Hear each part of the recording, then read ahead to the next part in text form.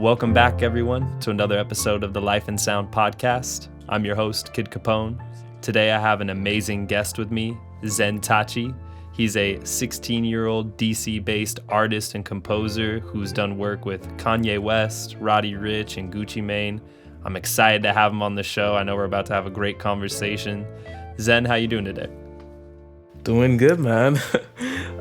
Just chilling pretty much. Just kind of just chilling, having a good day. It's a Friday night, so hoping to get this podcast, have a nice conversation, and probably just end the night with some anime. Definitely, man. I love that. It's a good way to end the week of hard work. For sure. Awesome. So I'll kind of start with just kind of the easier questions, and then later on in the interview, we'll move into more of the technical kind of side of stuff. For sure. Yeah, let's do it. Awesome. How has your relationship with music changed now versus when you were younger? Well, when I was younger, music was more of a hobby rather than something as complex as like an art or a record or a song or a placement. So back then, I kind of took it more lightly. And not to say that was a bad thing. It was just more so me just purely having fun with it. Now I think I have a bit more serious when it comes to music. So I'll take it a bit more seriously when I'm making something. But at the same time, I still kind of think I have my lighthearted moments. So now it's more so just being able to be bad skillfully. So like I used to be just bad, but now I'm like skillfully bad. Which is like dope. Yeah, so that's kind of how, huh? Oh, you're good. I was gonna say you're not afraid to like quote unquote fail, because the failure is just a learning process towards the next success.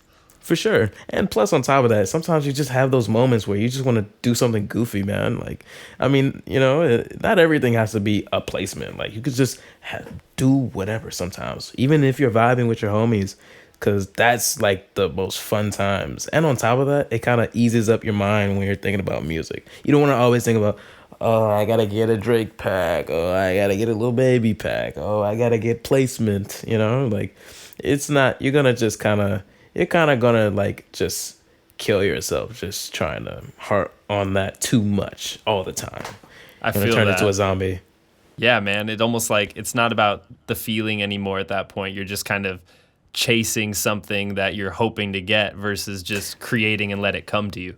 For sure. And that's with anything, but yeah, it's just you can't chase it, especially like trying to like force out something. You definitely can't chase it. So you have to just let it come out how it wants to. You can't force a hit or force, a masterpiece every single day. You're gonna literally drive yourself mad. Yeah, be a waste man. 100%. Like you got to keep it light, got to keep it fun. You got to balance like the hard work with like enjoying yourself. Like, because if you don't enjoy the process, like, why are you doing it? For sure. And it doesn't have to be hard work. I understand working hard at something, but it's also a balance, because working hard at something and doing it to the best of your ability requires you to have a balance. You can't just work 8 hours a day just making beats. Like, of course, some people may do that and that may work for them, but it's better to have a balance with these things so that you stay not only creative, but you also stay productive and not just burn yourself out trying to make 30 million beats a day. Yeah, man. Know? How do you stay inspired musically and creatively? So I kind of just let it come to me. Like, sometimes I really just don't be inspired. Like I'll be like, I don't want to make music right now. Like I just want to sit down, watch anime or watch Netflix or literally do anything else, But sometimes if I really, really, really need to get inspired or want to get inspired, I'll maybe go outside. I'll go do something, see if that inspires me. If that doesn't, the next thing or the next best thing would be music. If music doesn't, the last ditch effort, which is my secret weapon, watching an anime. Literally, anime be having some of the dopest music ever. Like Tokyo Ghoul, the opening music is literally, I have that on repeat like once a week, every week. So that's definitely like, it's like tears. Like those are some things that I'll try to inspire myself. But if I literally just can't get inspired, then I don't force it. I just kind of do something else, because you can't really force it. Like you're gonna like kill yourself over it, and you're gonna be mad and like, dude, why can't I get inspired? I need to be like on my Beethoven stuff, man. I need to be making some hits, man. Come on, man. Come on, brain. What are you doing? So you definitely gotta like give yourself a chill pill sometimes, because you can't force that out. It's literally just not. The more you try to do it, the less it's gonna corroborate. It's just gonna be like, yeah, no.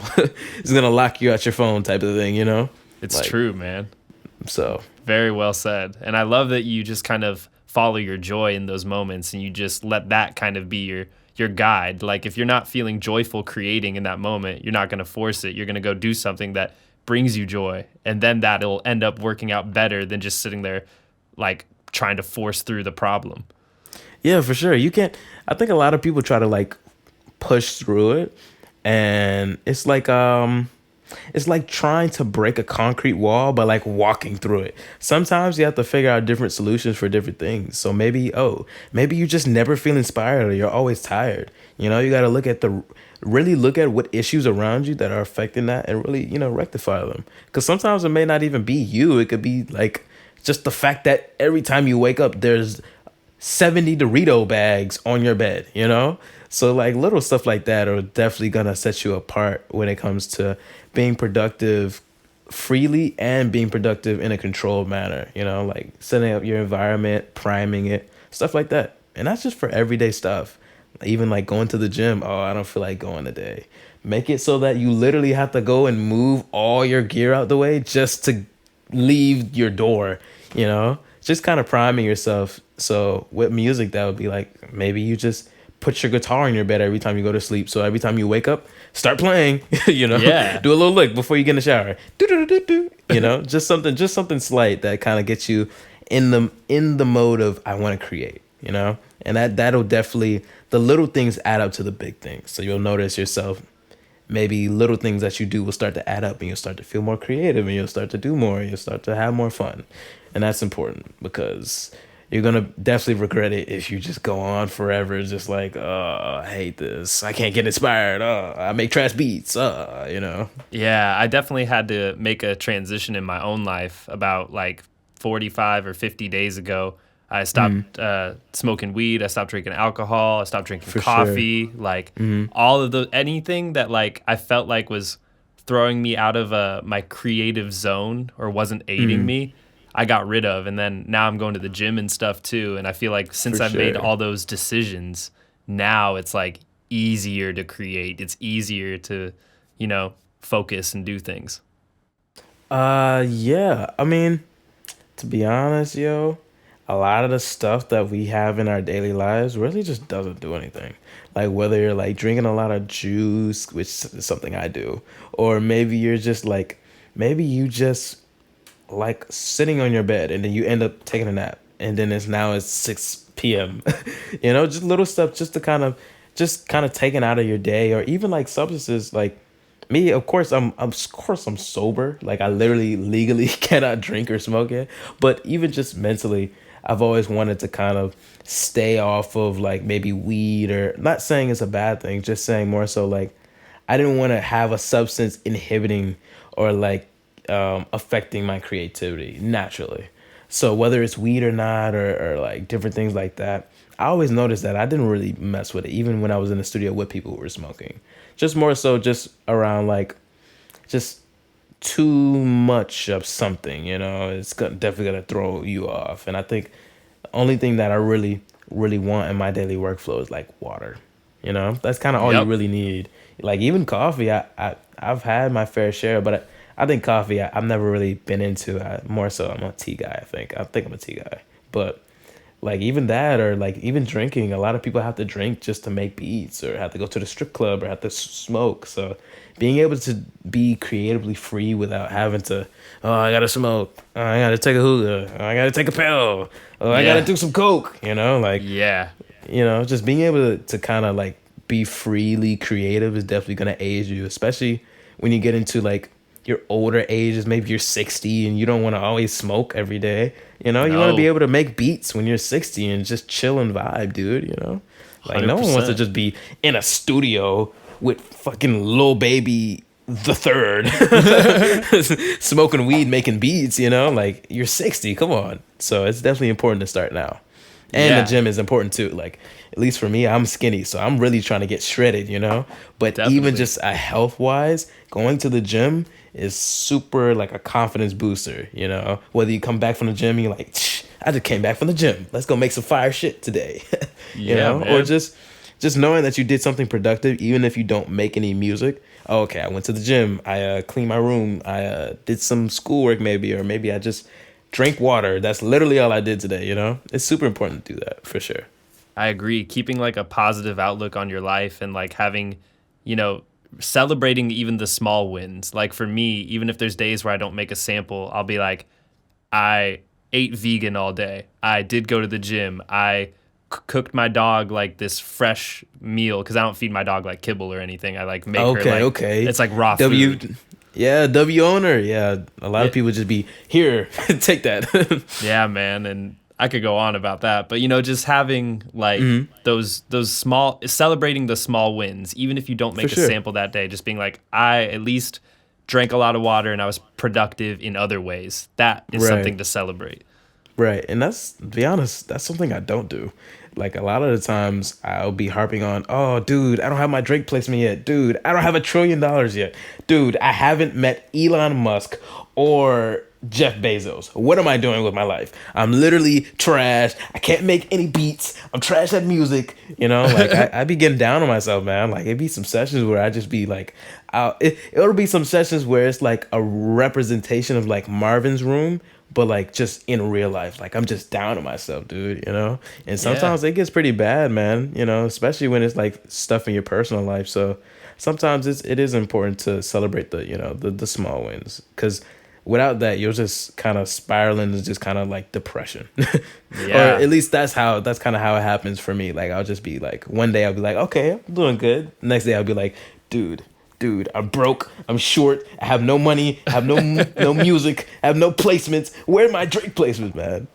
You know? And I'll Yeah. just be down that day. And that definitely messes up the vibe when you really just want to create and have fun.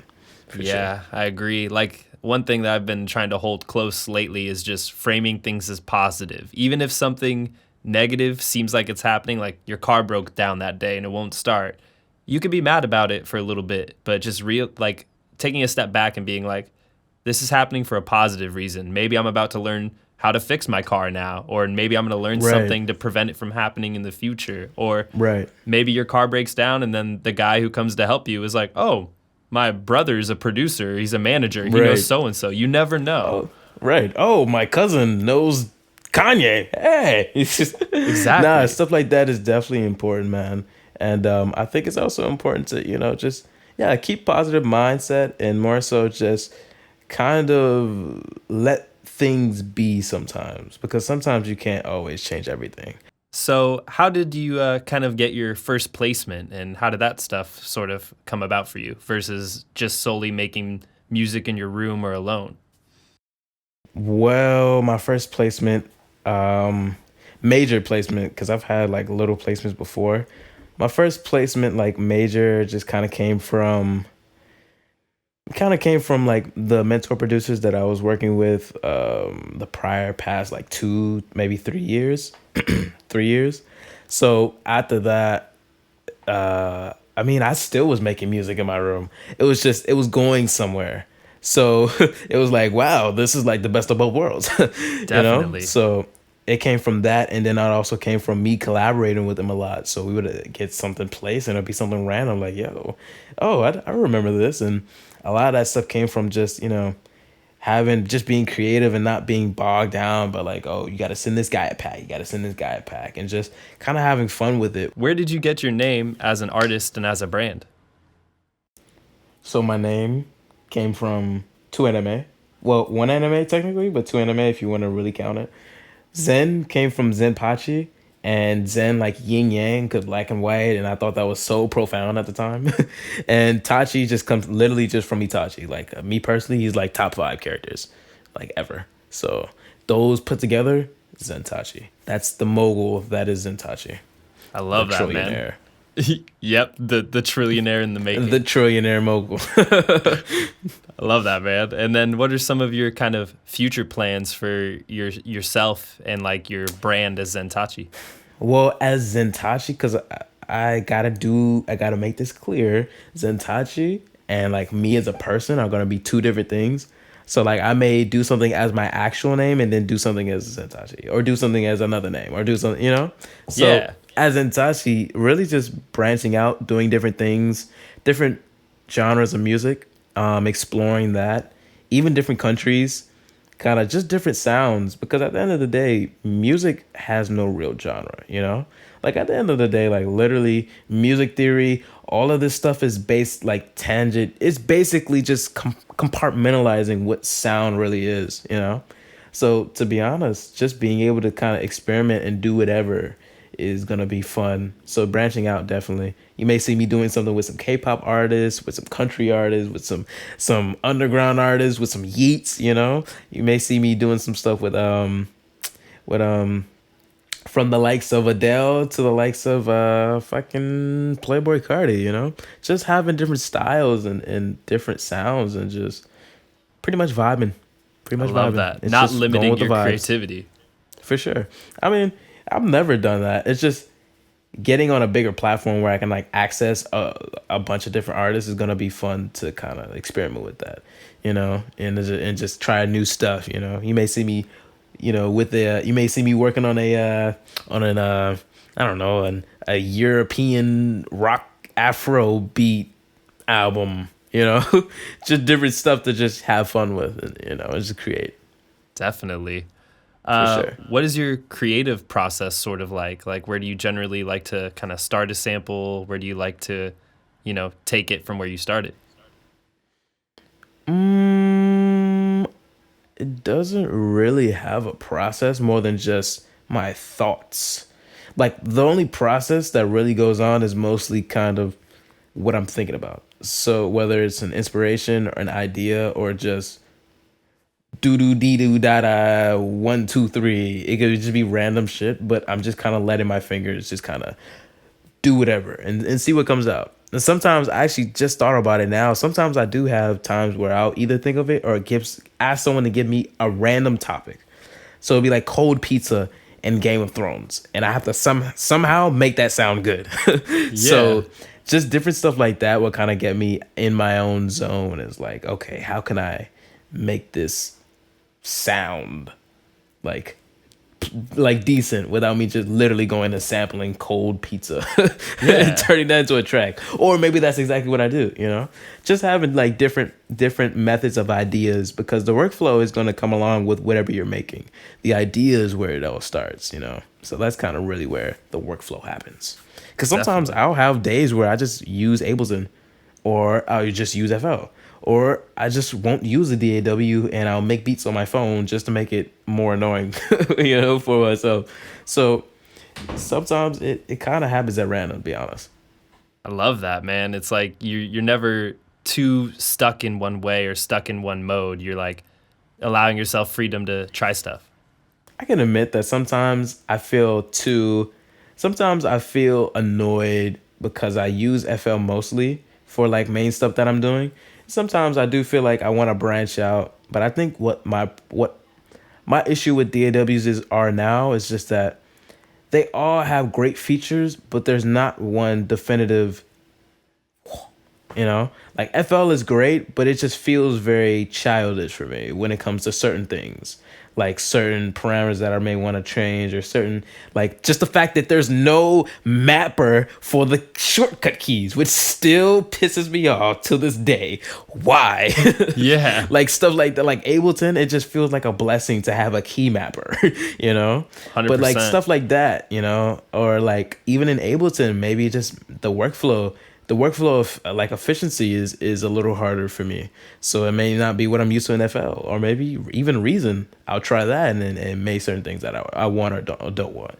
And I like to use them in conjunction, but to be honest, sometimes and I'm thinking I may just do this. Sometimes I just want a DAW with everything, like literally everything. like everything. Like I mean everything, you know? So whether that's like all of the stretching modes of Ableton with all of like the modular stuff you can do in Reason, and then like all of the cool parameter stuff you can do in Cubase, literally if you put that all in one DAW, I will switch today. Like this minute, because to be honest, none of these DAWs are sponsoring me, so it's like I'm out of there, man. As long as I get my music out the best, I do not care.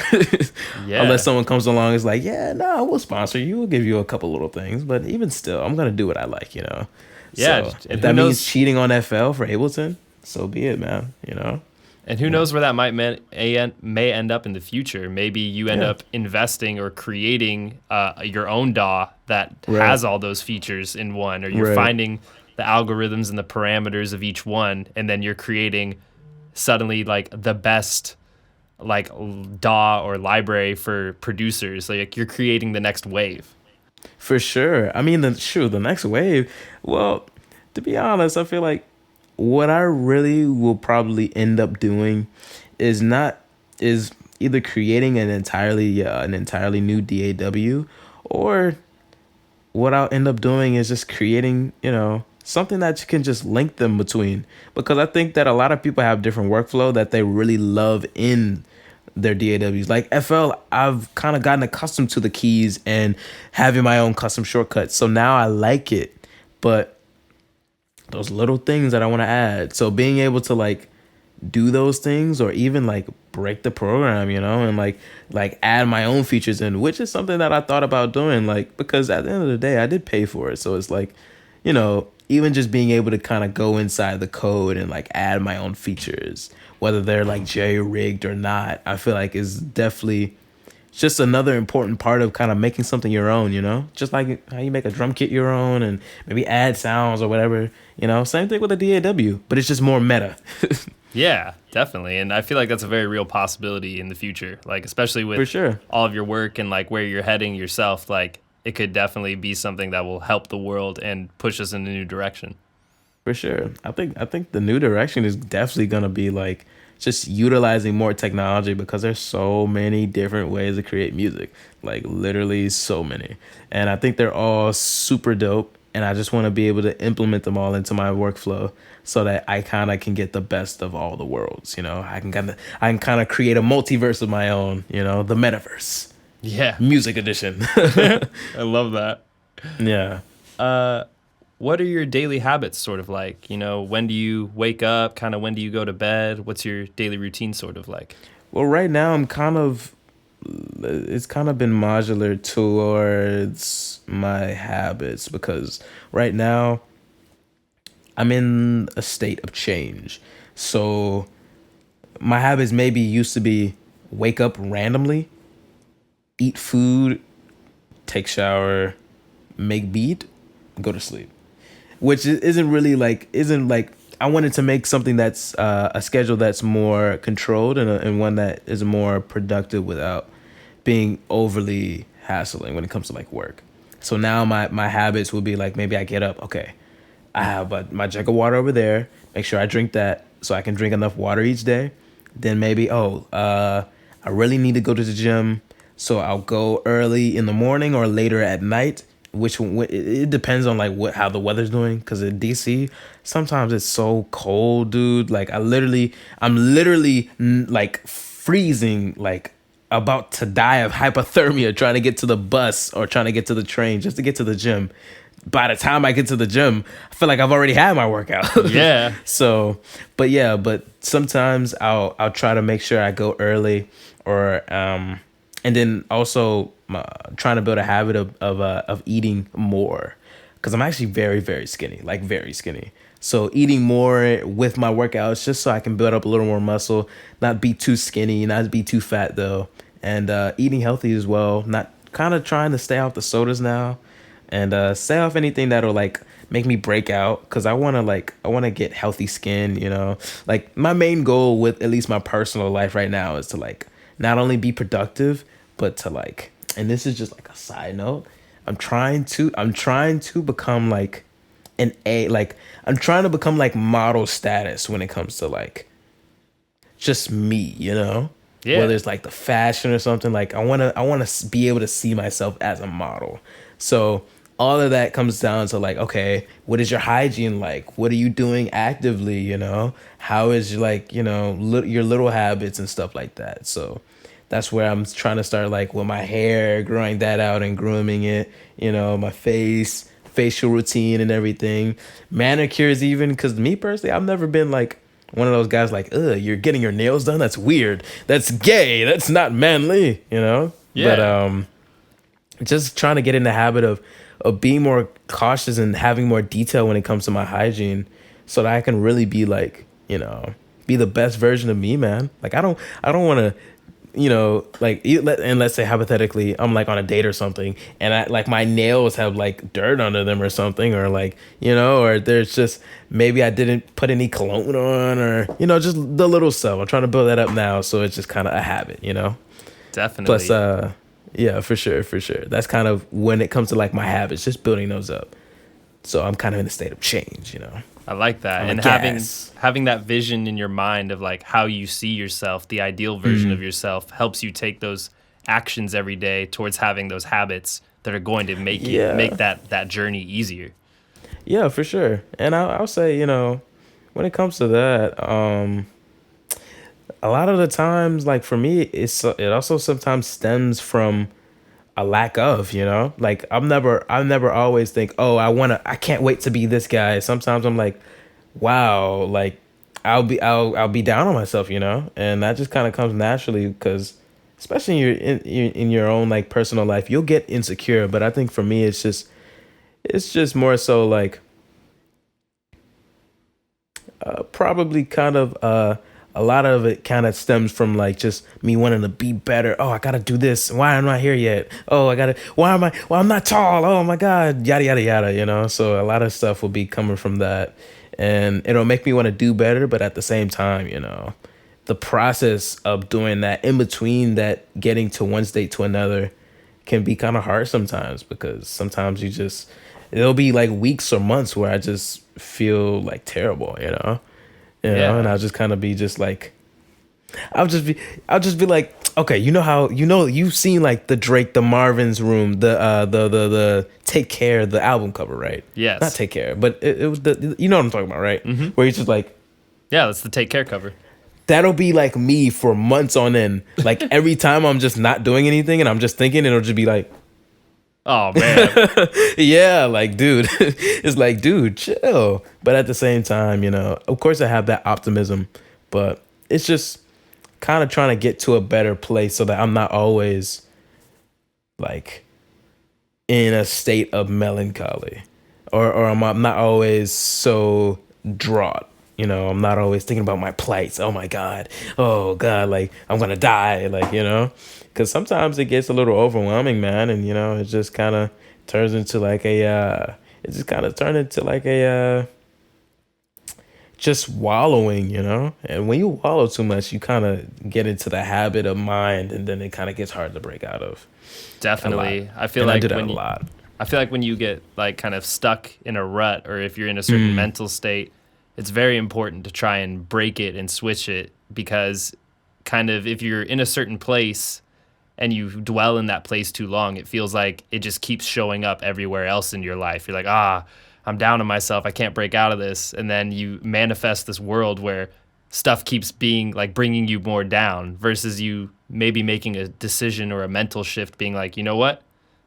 Even though I'm down right now, this is happening for a positive reason, something good is going to come of this. And even just that little switch will like start bringing more positive things into your life. And before you know it, you can turn it around. It's like changing the flow of water, For sure. And I think in that case, like, yeah, you definitely need to do that. But more so what I'm harping on, as far as like when I'm wallowing, sometimes it's more so just about not the stuff that you can't change, but the stuff that is attached to you. Like, that's like maybe every time you look in the mirror, you have this one spot on your head that is just bald, and you're like, you hyper focus into that for months. So like maybe someone may or may not notice it, but you always notice it. It's always in the back of your mind. You could literally be making a beat for Drake or for fucking Billy Ray Cyrus, my bald spot. It just Yeah. wallowing. Yeah, man. Out of nowhere, just like, dude, you're in the middle of a studio session. What does it have to do with anything? But at the same time, no. Sometimes it's hard to address those things because sometimes in that moment you can't change that. You can't just go and just put a patch of hair over it or just add a beanie because it's still there. Like, Yeah. it may take some months. You may have to go get a hair transplant. Some things like that happen, but for me, it's just been about kind of subduing that feeling sometimes because it can get a bit overwhelming. Then I'll just feel like just a complete piece of like garbage for months, you know. I'd be like, dude, I can get no hoes, I get no money, and I have trash beats. What am I to this earth, you know? Just stuff like that. So that's kind of how I kind of look at it now. It's kind of like trying to chill out more with that. Yeah, man. And just know, you have the community of people around you who are definitely on your side. And we see the greatness, even on the days where you may not feel like you're the hottest composer, the best artist, or the best person at making samples that day. Like, we see it in you. And just know that even if you take a break or a mental health day, like, we know what's inside of you and we know what you bring to the table. For sure. And it's definitely important to do that because sometimes you'll be like, dude, I made all garbage today. I'm so trash. But, you know, sometimes you're just going to make, like, literally everybody makes bad music. There is not a single person on earth that has never made bad music. Whether it's Beethoven, Michael Jackson, Kanye, literally everybody has bad music. Trust me. No doubt. You can name anybody and they'll have some type of bad music. It'll be people you think, yo, no way he has bad music. He has bad music. Guaranteed. You know? Yeah, man. And it's like when you're, no baby has ever like just instantly been a world record runner from when they were born. It's like, no, they have to go through the baby steps, literally, going from steps to walk to run, Right. And it's more so, and this is something even I have to learn right now, it's more so about the consistency rather than, boom, boom, boom, bap, because, or trying to do something and be the best super fast. Because sometimes you're going to hurt yourself more trying to do something fastest or trying to get this result every time rather than just being consistent enough to where that result starts happening naturally every time, and that's with everything. A good quote that I feel like always helps me think of those things is they say, be quick, but don't be in a hurry. For sure. What I mean? Don't be in a hurry. Yeah, definitely be quick though. And that comes with time and consistency, especially when it comes to like being quick with your workflow and everything. That comes with time and like literally checking what you're doing, not just pressing random buttons because it sounds cool, Yeah. And be like, hey, I'm making a beat. And you're only just like pressing control save. Yes. So yeah, that's definitely something that's important, man. Super important. So for you, like when you're making music, what are some unorthodox ways you've made music before? That is a long-winded question. I've made a lot of weird music in weird ways. Not just physically, like maybe I'll make up music like under a cave in a rock or, or I'll go like make music like in a car while driving on the highway through swerving traffic. Like that'll be cool. Like, I mean, physical ways, that's kind of like the most crazy stuff, but like actually in the DAW, I like, a lot of times I just do weird shit. Like maybe one day I'll just produce off the grid. Like literally nothing is on the grid, like at all. Like the entire, like even the beat is not even on the tempo that I set it to on FL. It's just off the grid. And sometimes I'll use the grid as like do you know what a polyrhythm is? Yes, of course. Yeah, I'll use a grid as like a polyrhythm and I'll have like some pattern that's on the grid while the entire beat is off the grid and just see how that sounds. And that'll just be random as fuck. And yeah, it's super fun, man. And stuff like that. Maybe like I'll try different effects. VSTs are also super dope, but sometimes I like to just kind of break them and not break them, but like just kind of like mess with them and kind of like do shit that you're not really supposed to do, but like at the same time, like why not? Like and I'll try like different stuff like that. Sometimes I do literally like crash the software because I'll do like something that's like loading up like a bunch of omnispheres on like 80 channels, putting them all on a on a fucking bass, and then just like distorting it. It sounds really lame, but at the same time, it's like, why not, you know? Yes. But sometimes I just, when it comes to unorthodox methods, it's more so about like, how unorthodox do you want to be? Because you can go like the regular, just like doing weird shit, or you could really do weird shit. Like, you know, like synthesis is one of those things where I get really into it, so I get really weird, and you'll see like you'll see like shit on my computer, like just a sound design session where it's just me sound designing like physical modeling, or I'm fucking like trying to create a synth in like Max for Live, or like not Carplay Strong. It'll be what is the name of the shit? It's like a program where it's basically like a Sandbox, but for synth recipes. I forgot what it's called, but I'll be doing a lot of different stuff in there. And to be honest, the weirdest thing you can do is learn synthesis. That's definitely where you'll kind of understand more of what's going on. Because as someone who just likes tweaking shit, a lot of the times you can learn stuff from just messing with stuff, but knowing what you're doing and knowing what's going on is going to be, it's like music theory, but for sound, because sound theory is completely different from music theory. Literally, it's this whole different thing. And like the most of it is super, I wouldn't say complicated, but it's super in depth when it comes to sound, because sound is so like multi-layered, you know? It's like art, but just like you can't see it. And because you can't see it, it's not just a visual style. It's a little more that goes into making things. Like you can't just make red, you know? Yes. So like the palette for music or the palette for sound is going to be a bit more diverse, because there is no hues. There is no primary colors. It's kind of all just whatever the fuck you want to do, you know? Yeah. So that's kind of what I see myself doing a lot, is like doing some weird synthesis method, or just doing sound design, or just sound designing. Because sound designing is definitely where you get your weirdest shit, you know? That's definitely where you get your weirdest shit. Especially when you get into like super complex sound design. And to be honest, bro, literally, and this is something I'm recommending for everybody, if you want to be the best, like if you want to be a god, this is the secret sauce. This is the, like, you can like clip this. This is the secret Qbeat sauce. If you want to know the secret sauce, like literally to be a god, like Jesus at making beats, you know? The secret, super secret sauce, and this is, I'm telling you guys, you know, so pay attention. The super secret sauce, it's math. It's math. It's math. Literally all of music, all of sound is based on math. So if you know math enough, there you go. You have learned the secrets to life, you know, to the universe. Yes.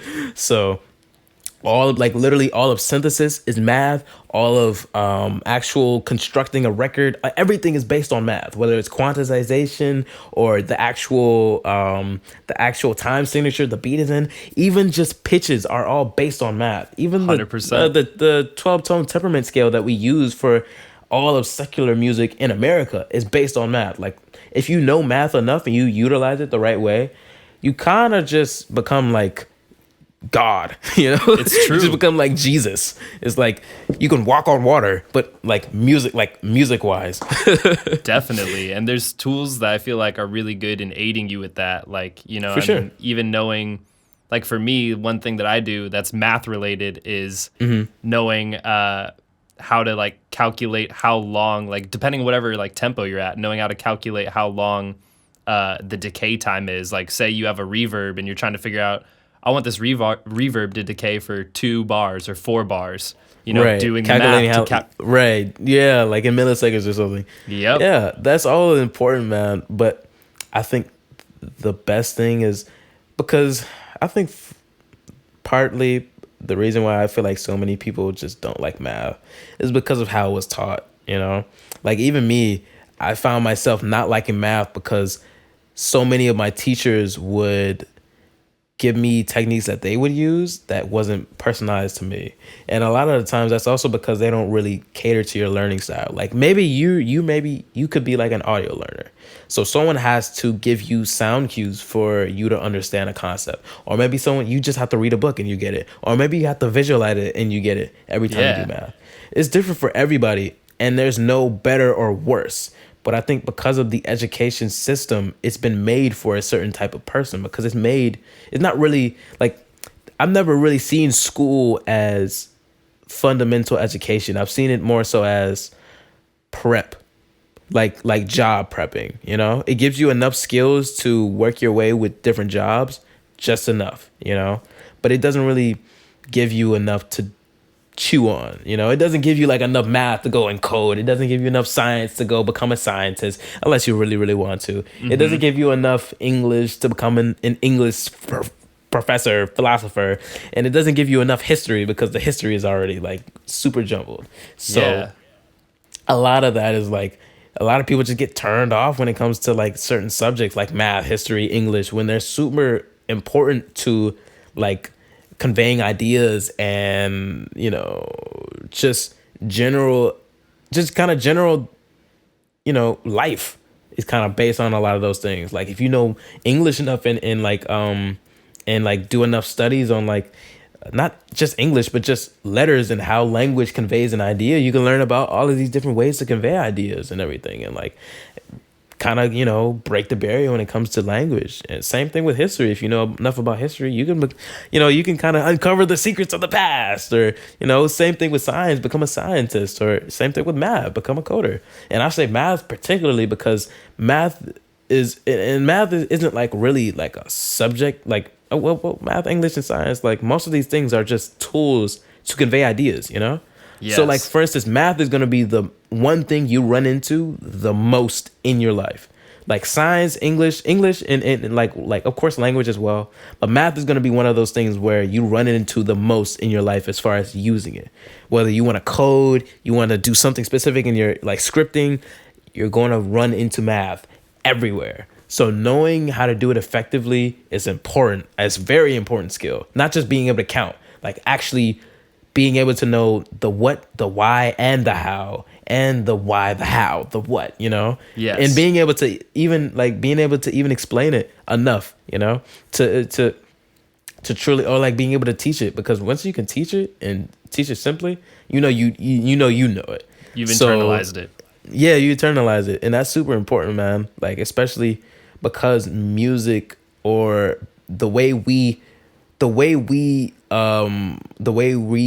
hear sound is based on math. Not saying we like humans are based on math, but math is basically the tool that allows you to organize and, you know, and kind of dissect what sound is. And Definitely. It makes it so much easier when you get into more complex shit, because there's like levels. It's like an iceberg, you know? Yep. The lower you get, the more you see math shit coming up, whether it's scripting, MIDI scripting, then coding, then fucking actual like actual sound theory and like mechanics. And then it just kind of breaks, and now you're dealing with like fucking sound theory and vaults and shit. And now it's like, oh, fuck it out. Yeah. So yeah. But nah, that's all super important if you want to like become like a god per se at music, you know? You're gonna have to do that whether you like it or not. And me personally, I'm kind of getting in the habit of like relearning math so that I like it, instead of just learning it because I have to. Because liking something, it will make you go like 10 times farther, or you'll take that extra 70 miles to do it, instead of just, oh, I gotta know it to code or whatever, you know? And you're not really gonna want to do it. But if you really like doing it and it works with your music, you're gonna be like, yo, what the fuck? Yo, I'm really nice with this. Hold on, wait a minute. Yeah, it like makes you really excited. Code. It makes you excited to go learn and like progress yourself, because when you have that desire and that feeling inside of you that says, I want to continue with this, I really am inspired to chase or follow this joy, that's when you're going to go the farthest. For sure. And of course, you don't need math to become like amazing. Like people, like even your biggest people like Kanye probably don't use math. Hey, let's go code this specific parameter. Like they're probably not doing that. However, the thing is, to be able to know in which the parameters that you work in as a musician is super important. That's like being able to know, you know, the parameters in which you use to make a palette for your art. It's super important. Like even in actual visual art, you have math, because people will start using like visualizing or finding different codes for hues, whether it's digital art or visual or actual physical art, learning how to blend colors. And that also comes with science experiments and whatnot as well, because you have to experiment with different blends and different textures. Same thing with music. It's just music. You'll run into math a little more frequently in music because of its digital atmosphere.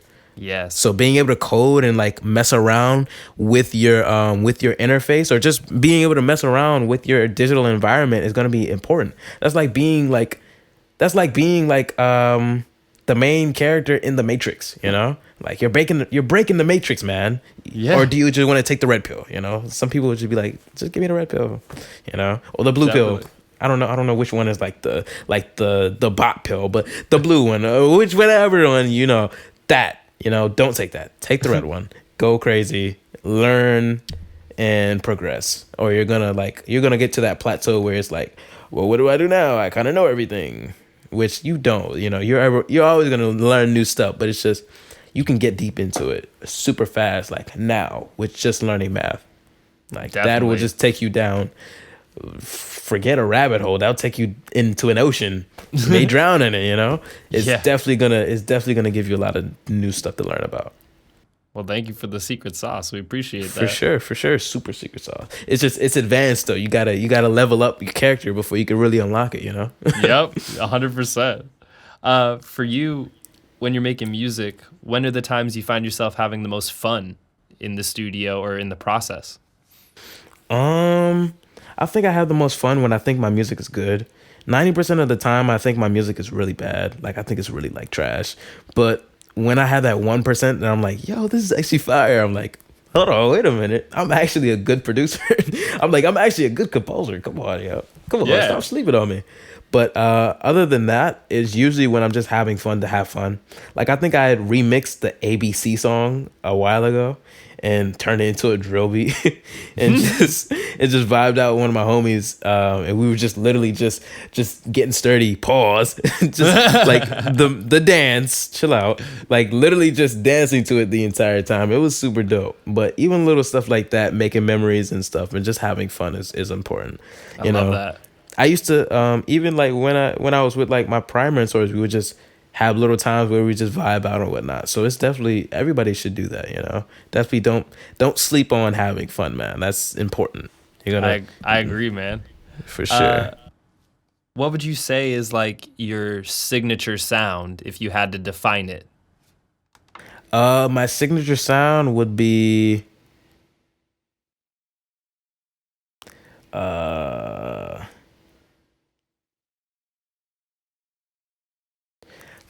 I think my signature sound would be like the universe if it like had a brain. Or like no. Jesus if he was just making beats. No. Hold on, wait.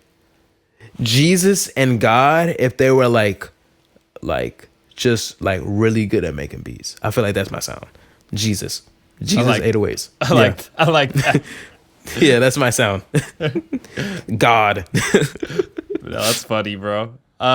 You know, you talked about kind of being willing to be weird when you're making music and like not being afraid to be creative.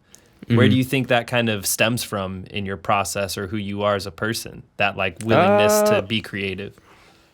Well, who I am as a person, I feel like my personality is kind of creative because I like to think about stuff like a lot. So even with music, I'll just think about stuff and just kind of try to find different ways to do different shit. And I'm always trying to do that, whether it's like today, I get off this podcast. Oh, wait, I could do that. You know, just little stuff that will just be fun to do. And it's more so has always been a part of my personality because I like doing different shit. Whether it's like trying to make food differently or trying to like work out at the gym differently or trying to walk differently. I just like doing different shit because it's fun and it's different and you're not doing the same thing every day. Plus, I also know that I heard from I think a podcast that the more memories you make actively, the less you're like moving like a bot. Like the less you're moving like on airplane mode. So the more you kind of experience Because as you get older, you get into the routine, and then years go by, decades go by, and then you're 70, and you're like, what the hell? I'm 70? I was just 20. I was just 20, like, having fun, you know? I So agree you with definitely that. want to have a lot of experiences as you go along rather than just trying to get from here to, A to B. I It's definitely not would. always about that. I've definitely experienced that in my own life where it feels like the most time passes when you just keep doing the same stuff over and over again. It just For sure.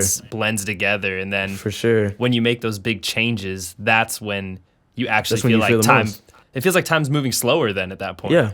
Well, I think the perception of time, because time technically doesn't exist. So humans, their perception of time passing is different because and it's like look at it like frames per second.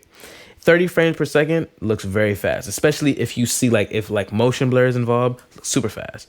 But if you put that same maybe clip in 600 frames per second, it's probably going to look slower because there's more frames. So not saying that's literally how you visualize it. However, days do start to blend, and time does start to kind of disappear when you get into a routine of things. That's why it's super important to always stay uncomfortable, because you'll have the most experience. You'll feel like a year will feel like a year to you instead of like a couple months, and then it's 2023.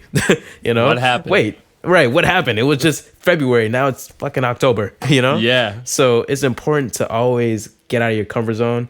And that's with everything. Whether you're walking outside and you see that one, maybe you see that one person you just want to walk up to, go do it. Whether you're in the studio and you just want to you have this weird idea to reverse the entire beat with the artist in it, go do it. Whether Just try it. just wake up, yeah, just try it. Whether you wake up and you're like, dang, I really want to make some food, go do it. You have to do these things because it'll start making life worth living, if that makes sense. You won't just live through it, but you'll live in it. You'll be able to live in the moment without it just passing you by, because it's not really passing you by. You're just kind of move. It's like you're just kind of moving like a computer. You're kind of like autopilot doing this stuff, and you're not really conscious fully. But when you're fully conscious, you'll fully experience everything. It's like Well said. a lot of people. I will hear a lot of people reminisce about high school and stuff. Oh, that was my best years, because they were always uncomfortable. So do the same thing.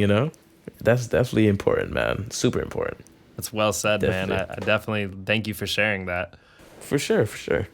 I think we'll move on to my next section. This one's called Okay. For the Nerds. This is kind of For where the we get, nerds. we Let's get into it. the plugins and all that. Yes, sir. Let's get it. What are some of your most regularly used plugins? Regularly used plugins off the top. FabFilter EQ, Sandbox, and that's it, actually. I actually don't like using weird. Well, of course I do like using weird plugins, but my most used are going to be Sandboxes, because it gives me the most control over the plugin chain. So even stuff like Patcher, you don't have to know a lot of oh, I can do this and that. You just being able to use it and just putting all your plugins in there when you have a lot of effects that you want to put on something, that's super useful. So I'll say that's probably one of my most used. That and an EQ, because it's an EQ, Yeah. So and specifically FabFilter, just because I like all of the parameters and even the dynamic stuff. I definitely like that. It's super dope. That, I agree. And then maybe probably a compressor. Just little stuff, because those are going to be the things that you put on most of your tracks. Everything else is kind of aesthetics. Yes. But you always want an EQ, you always want a patcher, or a Sandbox for your effects plugins or routing them, and you always want a compressor. Maybe you need to compress something down. Super important, but super everybody kind of knows this, but it's super. You still got to rehash it, because some people are gonna be like, "Man, I don't care about that, man. Just give me the sauce, man. Give me the QPs, man. Give me the I want the secret producer sauce, man. I don't care Yeah. about that stuff." But sometimes that be the sauce, And a lot of people take it for granted, man. It's definitely simpler than people think. I agree. What are your most regularly used instruments or pieces of gear that you have? Hardware or software? Both. Well, hardware, that guy right there. That guy's The dope, reel to reel man. tape machine? Yeah, the reel to reel and the tape machine up here because it's a cassette and a reel to reel, and I like messing with them both and the little one up there. So that and this little DJ thing where I like to like scratch records. Those are probably my most used hardware just because it gives me like a lot of options, and then on top of that I can add like the analog warm sound to anything, so I can like run whatever through it and just have that, which is super, super, super handy. Like if I want to make something that sounds real, I can just pull it to that thing. Now it is real. Good to You go. can't tell the difference. You can't tell the difference. So yeah, but that's hardware. Maybe I also have a couple instruments that I like to use on a regular basis, like the guitar and all that sort of stuff. But I think those are more so like, I don't like using them a lot because I'm still trying to learn them. So just getting better at them so that I feel more confident putting them into my music. But that'll be hardware. Software is a little different because I do random stuff. So like software, probably my most used right now though, consistently, is gonna be a Sandbox and maybe Contact. I think Contact is dope though because I like scripting on there. And back to math, be trying to do the whole math thing. Scripting on there is dope, especially if you have like a real instrument that you want to like put into a library. You could script it on there and like use the scripts in Contact to kind of make like different things that you need. Maybe make like something that's like a real quote unquote like real legato and all that. You know how you have those Contact libraries where it's like real legato transitions, like all that sort of stuff. That's just scripting. So I've been trying to learn scripting for Contact or their scripting language so I can start like adding my own libraries and stuff to it, and getting weird players and stuff, or like really unorthodox instruments and just having that in my collection. Because sometimes especially in DC, there's so many random just musicians just kind of like, hey, let's do a jam session, and they're like super dope, and I'll be like, you know what, hey, go play a couple notes real quick. Yes. Yeah, and your then own boom. library. For sure, that's super important. Especially if you don't have like connections to anybody and you just have a bunch of instruments, try making your own library, because sometimes the library itself will give your instrument a different feel rather than you just playing it. Or maybe there's that certain note that you just can't get to because it's literally not possible. Do it on there. There you go, cheat code, I love that. just something to, just to diversify a little bit. Well But said. yeah, that's kind of my most used right now. Other than that, I kind of switch between random plugins or just a bunch of just random stuff, to be honest. One day you may see me messing with somebody's Moog synth and then I record that, and then the next day you see me messing with those one shots, and then maybe the next day you just see me messing with this random plugin from the 1990s that's like 20 years old, older than me, Yeah. So yeah. But yeah, that's kind of how it goes when it comes to like plugins.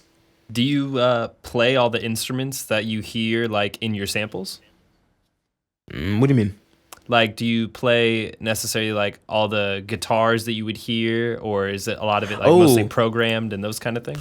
It's a balance between both, because sometimes I'll play a lick, sometimes I'll put it in program, sometimes I'll play something else, a flute, put it in program, or sometimes it'll be somebody else playing it, and I'll have them record it, or I'll record them, and that's kind of how that goes.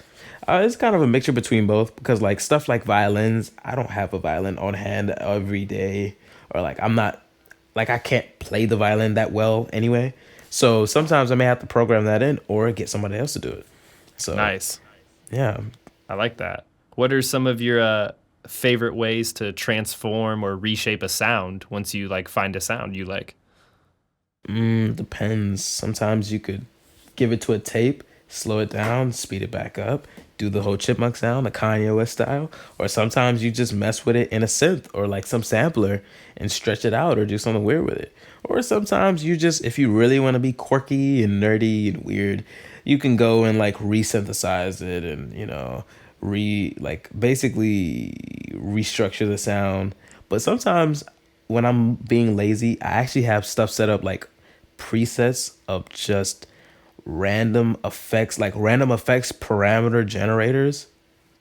That sounds random. Yeah, like random generators of just random shit that'll just I can just throw it on there. Boom. I don't have to think about it if I don't want to. But if I do want Yes. to, I'll go and like really tweak and really go in depth. And I may Yeah. just end up not even finishing the song or finishing the record that I wanted to do. I may just end up looking into sound design just because I'm working on this one sound. And now I'm trying to figure out how to do this. And I just in the night just doing that. I didn't even finish the idea. So that's kind of how that happens. But it kind of depends, to be honest, because sometimes you don't be feeling like wanting to do that all the time. Yay, Yeah. let's go synthesize a sound. It's 3 a.m. in the morning. I'm trying to go to sleep. Let me just finish this idea sometimes, you know? Trying to find that balance of like when you want to be heavily creative and then the times where you're like, man, I just want to let God decide with these random Yeah, generators. just let Jesus decide. Come on. Shoot, Jesus take the wheel. Yep. God.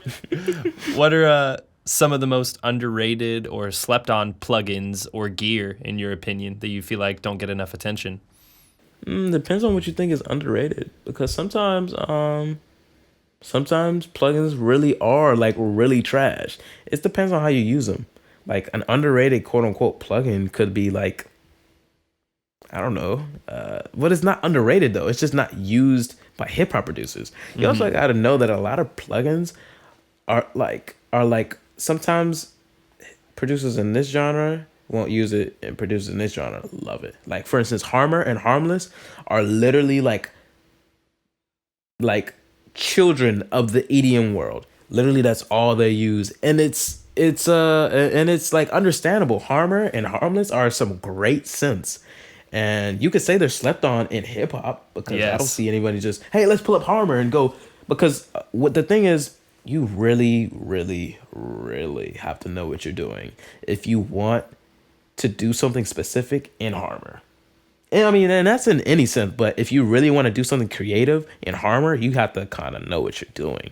If you want to do it effectively and not just kind of like twiddle buttons, you know, not Yeah. like mashing buttons.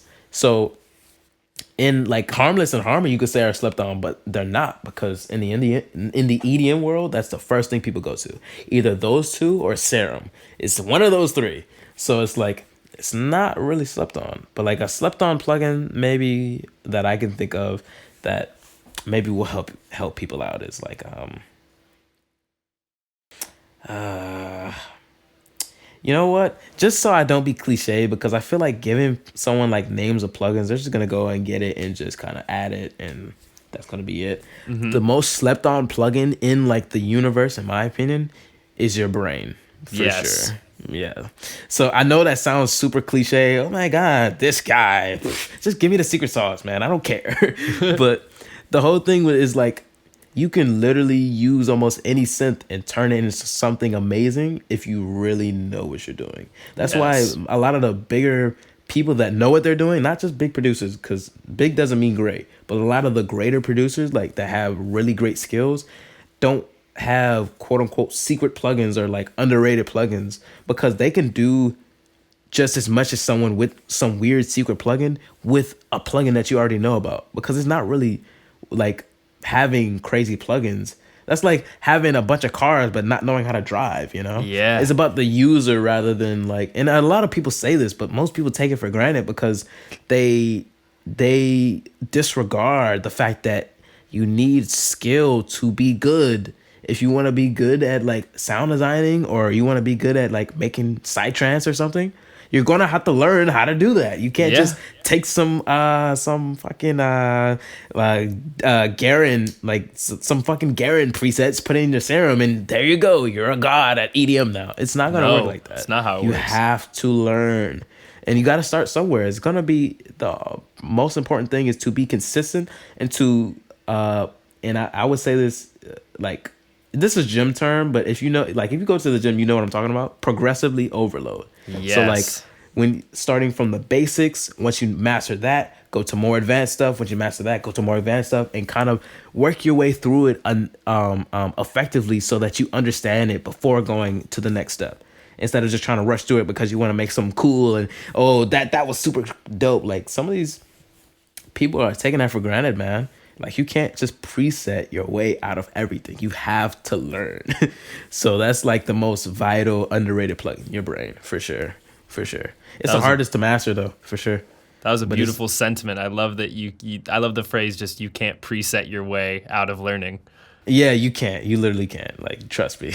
I tried it. You Coming can't. from experience. Coming from experience, you can't. All right. Well, that was really insightful, and I think we'll move on to my last section. This is my final five. These are Got you. the last five questions. They can be one sentence or one word. They don't have to be very long. If you don't want them to be, if you want to elaborate more, you can though. For sure. Dope. What is something you wish more people did in their music? Something I wish more people did in their music. Be free. Yeah. I feel like I should elaborate on that. That sounds like very vague.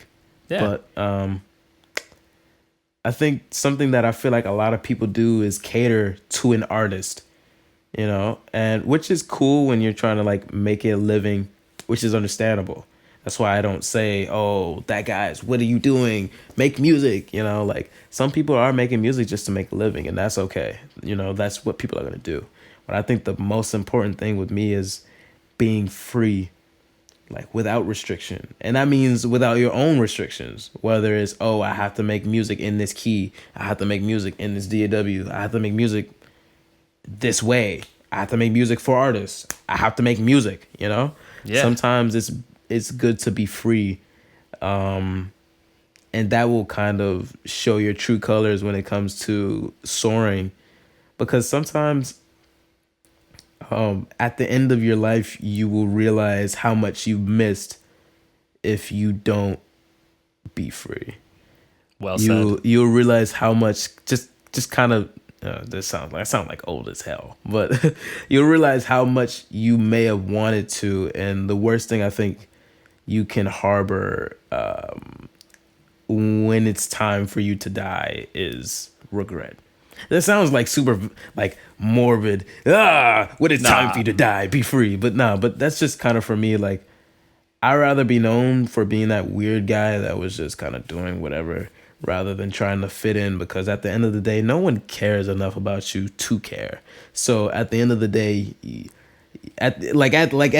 no one's gonna be there in your coffin like, hey, we're here for you, like, dude, So yes. Sometimes you do have to take it upon yourself to be free with yourself, and that's just in life as well. But I'm not gonna harbor on too much. No, it's good. It's good. That was a well said answer. Thank you. For sure. Where do you see music going in the next 5 years? Apocalypse. We're gonna have a dystopian future. All we're gonna hear is Playboy Cardi clones and Yeats. That's all. I hope not. But on a real note, I think the way music is going is that the change is that is the landscape. I think the weird, like we're like in a weird place right now. Not weird, but the music industry, me personally, or just music landscape is in a weird place right now because of the rise, I think, of TikTok. And I think that's just because that is now like one of the biggest platforms to cater to. Now people are catering to that. And because of that, that's creating a faster landscape for music. So I think it's only going to get faster when it comes to more songs on albums, faster songs, more songs trying to get on TikTok, meaning that you're not going to have like talented creators everywhere, you know? And then also I feel like there's going to be for a little bit until you have that next one, but like artists, I think that it's like going to be a drought when it comes to like memorable music for a little bit. Besides like maybe Kendrick, SZA, like all these people are cool, but at the same time, these people are old, man. Drake is 35 and Kanye is like 44. SZA's like 32. Kendrick's like 33. I'm like, yo, these guys are old. It's from a different time. Yeah, it's a different time. But I think the thing is gonna be like I don't think anything is gonna go back. I think everything is gonna get a bit faster. And that's kind of the main thing, because even artists are rising and falling faster, whether they come from TikTok and then they just plummet. Because the weird thing about TikTok is it's not necessarily guaranteed that you're going to garner a fan base from having a viral thing on TikTok. So it's been that way, like with YouTube and everything, but the viewer retention is so much shorter. It's like literally people may only like that specific part of your music and will only go back to that sound and probably will never check out your music. So now people's rise and falls are so 1, 2, 1. Oh, new guy. Oh, he's dead. Oh, new guy. Oh, he's dead. Oh, so now everybody's trying to cater to that one artist before he dies out. It's like lingering flames, but there's no real spark.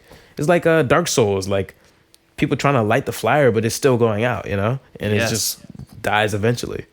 But well said. I think that's kind of how it's going now, until you just magically just have like Jesus just descends artist and it's just great. But I think more likely than not, somebody's gonna have to, and me personally, even in my personal, I just thought about doing it, just building a new artist that really contributes something, because we've had like a lot of these artists in the music industry have been here for a while. So it's like, all right, let's get some new artists. Come on, let's bring some new rosters in. Like somebody we've had the same roster culture for a while. Yeah, let's shift the culture. Because I feel like it's kind of static right now. But I agree. What would you say is the best way for a sample maker to improve their samples? A best way for a sample maker to improve their samples: stop thinking of it like a sample. I think that's the first thing, because when you're thinking of it like a sample, you're not really putting your all into having a cohesive record. I think the most important thing is to think of everything you do as a composition. Somebody will hear this. So if you're making this as like a sample, just for somebody to flip, it's like, yeah, it can be good. Like, of course you have people who make great samples, but it's like, okay, all right. I think the thing is to start becoming more of an artist with your music rather than just like a sample maker. Like, I'm not a sample maker, Even people who are producers and don't even make samples should be artists, because at the end of the day, there is no, like, of course you can put labels on these things, but at the end of the day, everyone's making music. So you should be validated as an artist and to be treated like one, even if maybe you're with SZA and maybe all you do is make samples. You're still an artist, You should be, he's just a sample maker. There is no just, So the first thing to become better, stop thinking of your shit as just samples or just beats or just loops or just compositions or just anything, Yeah. And then the second thing would be with samples with music that you want people to flip. It's more so just about realizing why people like flipping samples. What is a sample? It's a part or section of a record. So what do you need to do to make a cool sample? Make a record.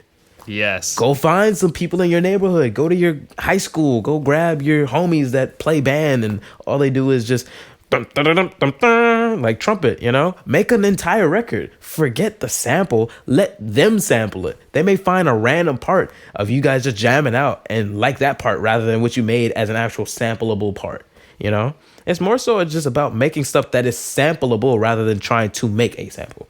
Because every time you're trying to make a sample, you're trying to go for a specific idea. And that may not always come out. And you may realize, dang, this shit is kind of trash.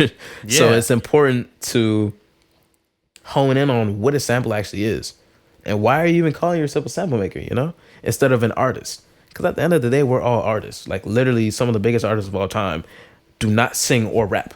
Beethoven, Bach. Like the nigga was blind, like, come on, dude. Mm-hmm. And he was still going crazy. So if you think that you have any slack, you don't, because you have a dude that was 100 years ago with no internet, no laptop, blind, making music that is probably more fire than a lot of music today. So you got, you gotta definitely put your time into it, And that's just for me, just thinking about it, like, yo, the dude was blind. He was going stupid, man. You know, he had like literally whole like theaters sold out, and he didn't even show up. He said, "Hey, y'all go do that. I'm gonna chill here with my billions of dollars, you know, my wealth, and just be blind and make music." Yeah. You know, like that's dope, man. You gotta come with the same energy, man. Like even like Kanye, yeah, he rapped on his stuff, but you don't have to always rap to be the biggest. You can be the biggest without it, you know. Like 100%. that's like having a be sexual to be the biggest female. You don't have to. Just do what you want to do and make. For me, it's been more about making yourself undeniable rather than just like getting better just per se. Because of course you're gonna get better, but for me, it's been about like making it so you can't ignore me. You know, that's like you trying to ignore Kanye West at his peak. You can't ignore him. Even him when he was still just a producer, everybody knew his name somehow. He was probably the dopest in his roster somehow, you know? Yeah. So it's the same energy. And I think with Kanye, the only difference I feel like is just that he had the confidence to show it. It's like, for me at least, you know, even like people like Kanye, it's like, it doesn't feel like this out of the world, oh, how will I ever be that great? It's more so like, how can I, you know, externalize my confidence or internalize my confidence so that I'm not faking it. I'm just being it, you know, so that I can really show that I'm really him, you know? Because of course, everybody wants to be the best, but I feel like you really have to believe it. Like you can't just be like, oh, I want to be the best and not really be like, I'm not that good. You have to truly believe it. Like, I'm really better. Like I can, and this is not no diss, but I can truly sit here and say that probably 99.999% of producers, I could probably beat them at anything. And that's not just me like being cocky. That's just me knowing that I really know that I've honed my skills enough to do that. And I'm still doing that. But, you know, shoot, even for Kanye, come on, man. Beat battle, man. Yeah, I love that, man. That real true confidence and that real embodying it as part of your DNA, not just an idea. Yeah, facts. And even me, I struggle with that all the time. But it's more so about like really being able to say what you want, because confidence just comes in knowing. It's not something about faking it or feeling this or that. It just comes in knowing. When you know you're great, the confidence is there because you know you're great. Like Kanye was like, oh, I know I'm good. You get what I mean?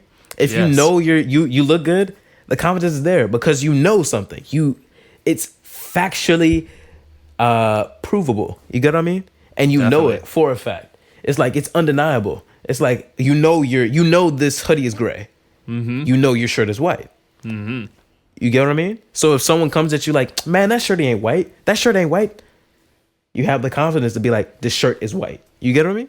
Yes. So it's the same thing with your music. And even if you don't feel like your music is the best, it's more so about honing it until you feel like, man, I could take anybody, you know?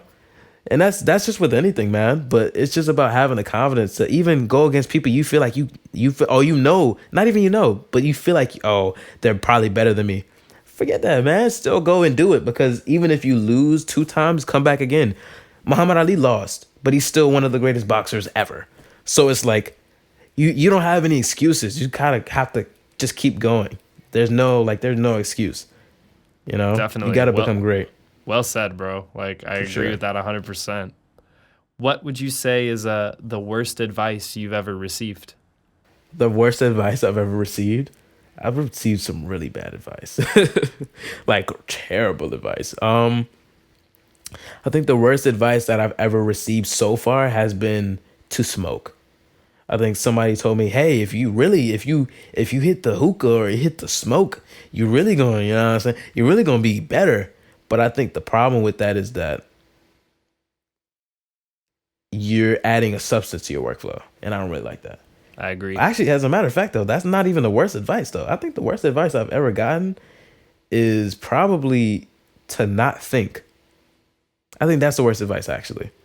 Not like, and not what you think. Like literally, they're just saying don't think. Don't have an idea. Like they're saying don't overthink. And I think that's actually the worst advice I've gotten. And I've got that from a lot of people. And not to say that they were just giving me bad advice, But I think the thing was that I was misjudging what the problem was. It's not that I overthink, because I do overthink, and that's a good thing for me. But I think the problem is the doubt. When you overthink and have all these options, but you're doubting which one to take. You know? Having the confidence to know, I'm going to go with this one and stick with that decision is rectify those fears of overthinking, because thinking is a nature of a human. That's always been a part of me. So I like that a lot. But overthinking, like doubting myself, is when it like, oh, yada, yada. Now you have all those problems, whether you're trying to go talk to somebody or trying to go make beats or trying to go just chill out or trying to find some food to eat. It's always the doubt rather than the overthinking. It's never the process of thinking that is the problem. It's always the doubt that's involved, you know? Yeah. So even having confidence in yourself to know, I want Chick-fil-A today. That's what I'm going to get. You know what I mean? Just having that confidence, man. And that's just little habits to build, because a person who has truly internalized confidence usually has those certain traits because they built that. You know, so like not doubting yourself all the time. Always having at least some sort of leadership with yourself, you know, being able to know what you want to do and how you want to do it, stuff like that. But yeah, worst advice, I've gotten some really bad advice, but sometimes it's like advice that is just like stupidly, like cartoonishly bad. Like, hey, you should probably do drugs, you know, like really, like, dude, no, that's terrible advice. Stop talking. So yeah.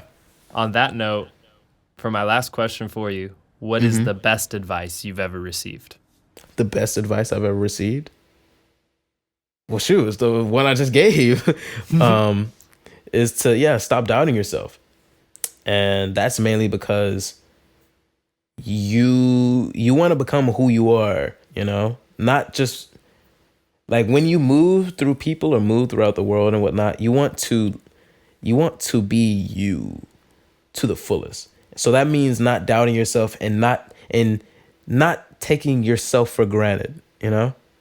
So like even looking at myself in third person, taking myself for granted would be not talking to that one person, letting people walk over me, you know, letting people do whatever they want, you know, being just kind of being in, I don't know if this TOS, like curse words, because I have. You're good. Don't worry about it. Yeah. But like, basically just not being a bitch. Yeah. But like when it comes to yourself, because that's the most important thing about your life is yourself. I'm not saying to be selfish or selfless. I'm just saying to be self-centered when it comes to your own growth. Whether even if maybe you have that one friend that it's just you mess with him, he's your homie, but he's just doing too much, or he's affecting your life terribly. Cut him off. You know, just doing things for yourself that are kind of show you care for yourself. Because if you don't care for yourself, why should anybody else? You know, and even if you do care for yourself, people still probably aren't going to care about you. Of course, you may have your family and friends, but it's always great to be able to lie within oneself. You know, because that's important, man. And on top of that, at the end of the day, you are the one who lived through you. There's no one else who lives through you. So being able to lead yourself, you know, and not be doubtful or scared of everything or be fearful is very important. And also, low key, it's kind of sexy, my guy. Like a lot of the women are like, you know what I'm saying? Like, that's what's going to get you the bitches as well. So that's just like a side note. But yeah. Well said, bro. Well, thank you so much for taking all your time with me today. You've had a lot of great gems of information, good knowledge to share, a good mindset to be in. And I'm excited to watch your journey. I'm definitely going to be following you close, and just know, you know, you have my bet on you, and I'm excited to see where you're going to go, man. Like, you're a good person, good head on your shoulders, and you're doing all the right stuff, and just don't ever lose that. I appreciate that. For sure. I appreciate that, man. This was a great convo, man. For sure. All right. Well, I'll end it here, and we'll call it a day.